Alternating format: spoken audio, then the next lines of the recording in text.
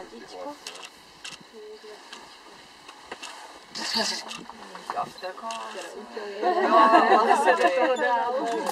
Moc krásné. Ukázku. Vypadá jako náblatové. To dělá docela rád na objektivě, no. Asi taky vidí oko. Obecně? Obecně, no. Na světě jsou jenom 2 krutí hlavové druhy, že v Jižní Africe, takže se nemůžeme spát. Tak stejně je to zajímavé, že se takováhle forma vyvinula 2krát, jako na ještě v té Jižní Africe. No a ne nezávisle. No. To je prakticky jeden druh, jenom je prostě trochu rozdělený, ten z něho africký má na zrozlý trošku hrdílko, jinak jako...